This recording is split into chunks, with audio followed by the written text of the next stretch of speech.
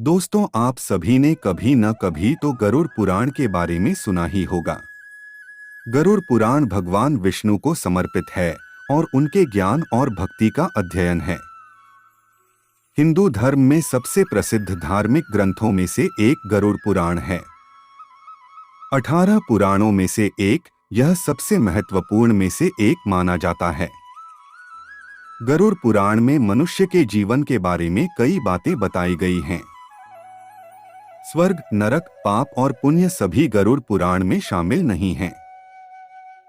ज्ञान, विज्ञान, नीति और नियमों सहित विभिन्न विषयों पर चर्चा की जाती है।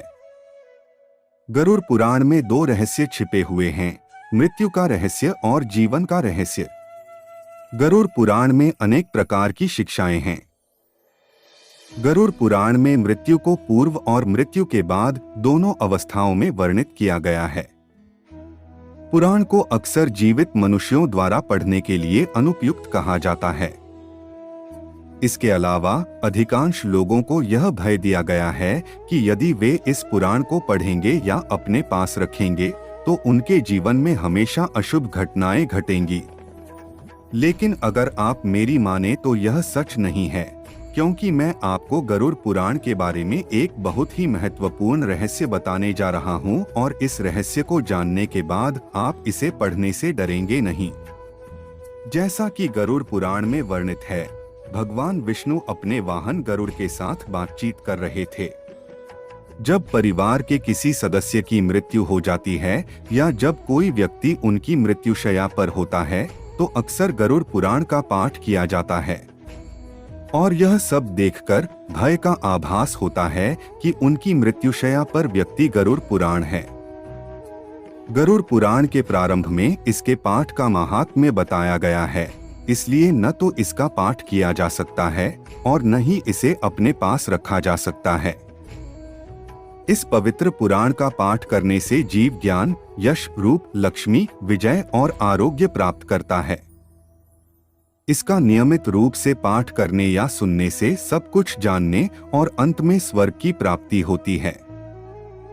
जो मनुष्य इस महापुराण का एकाग्रचित्त होकर पाठ, श्रवण या वर्णन करता है या जो इसे लिखता है या पुस्तक के रूप में अपने पास रखता है, यदि वह गुणवान है तो वह धर्म को प्राप्त करता है और यदि अर्थ का इच्छुक है तो वह अर्थ हो जाता है। यह महापुराण नीतियों का भंडार है। इस पुराण का पाठ या श्रवण करने से भोग और मोक्ष की प्राप्ति होती है। 4 लक्ष्य हैं जो मनुष्य खोजता है: धर्म, अर्थ, काम और मोक्ष।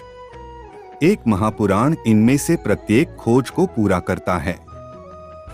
इस महापुराण का पाठ करने या सुनने से मनोकामना करने वालों को पुत्र की प्राप्ति होती है और मनोकामना पूर्ति की इच्छा रखने वालों को सफलता प्राप्त होती है। बांझ स्त्री को संतान नहीं होती, पुत्र होता है, कुमारी कन्या होती है, सज्जन पति होता है, क्षमाशील चरित्र होता है और सुख भोगने की इच्छा होती है। विजयगोषु जीत जाता है और विशुद्धि ब्रह्महत्यादि के पाप से मुक्त हो जाता है। इसके अलावा जो शुभ की कामना करते हैं उन्हें शुभता प्राप्त होती है, जो गुणों की इच्छा रखते हैं उन्हें गुण प्राप्त होते हैं, जो काव्य करने की इच्छा रखते हैं उन्हें कविता की शक्ति प्राप्त होती है और जो जीवन के सार को खोजते हैं उन्हें सार प्राप्त होता है। बुद्धि एक ऐसा उपहार है जो पूरी दुनिया को बुद्धिमान व्यक्ति को प्रदान करता है। एक महान पक्षी गरुड़ इस गरुड़ महापुराण का वर्णन करता है। उससे सब लाभान्वित होते हैं। इस महापुराण के एक भी श्लोक का पाठ करने से विशेष लाभ होता है। उनकी मृत्यु अकाल नहीं है। यदि काव्य के आधे श्लोक का ही पाठ किया जाए तो शत्रु का नाश अवश्य होता है। इसी कारण से इस गरुड़ पुराण को मुख्य शास्त्रानुकूल पुराण माना जाता है। विष्णु धर्म गरुड़ पुराण की तरह कोई अन्य पुराण प्रदर्शित नहीं करता है। इस गरुड़ पुराण को हरि के दर्शन में उसी प्रकार प्रधान बताया गया है जैसे जनार्दन देवताओं में श्रेष्ठ हैं। गरुड़ पुराण में हरि ही प्रसन्न करने वाले हैं, अत हरि ही प्रणाम करने योग्य हैं, हरि शरण हैं और हरि सब प्रकार से सेवा करने योग्य हैं। इस गरुड़ पुराण में पुण्य और पावनता का बड़ा भंडार है। इससे सारे पाप नष्ट हो जाते हैं और सभी मनोकामनाएं पूर्ण हो जाती हैं। इसे सुनना हमेशा जरूरी होता है।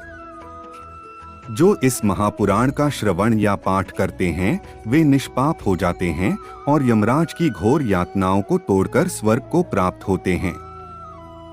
तो मुझे बताओ कि यह पवित्र पुराण किसी के जीवन काल में नियमित रूप से इसका पाठ करने से कैसे कुछ अशुभ हो सकता है। मित्र, मेरी माने तो यह केवल एक भ्रम है। इसलिए इस पवित्र पुराण को बिना डरे नियमित रूप से पढ़ें और सुखी जीवन व्यतीत करें। इस महापुराण को नियमित रूप से पढ़ने का सबसे बड़ा लाभ यह है कि जीवन और मृत्यु के रहस्यों को आसानी से समझा जा सकता है। गरुड़ पुराण में बताया गया है कि मनुष्य ने जीवित रहते हुए क्या किया, अर्थात कौन से कर्म अच्छे थे और कौन से बुरे। इसके अतिरिक्त इस पुराण में मृत्यु के बाद दिए जाने वाले दंडों का भी वर्णन किया गया है। इसका अर्थ यह है कि इस पुराण में वर्णित बातों को मानव जाति अपनाए तो एक अच्छे समाज का निर्माण हो सकता है। तो मित्रों, आज की यह वीडियो आपको पसंद आई है तो वीडियो को शेयर जरूर करें, क्योंकि हमारा मकसद भी हमारे धर्म का प्रचार करना ही है। इसलिए 5 लोगों तक यह वीडियो जरूर पहुंचाएं। मिलते हैं अगले वीडियो में, तब तक के लिए नमस्कार।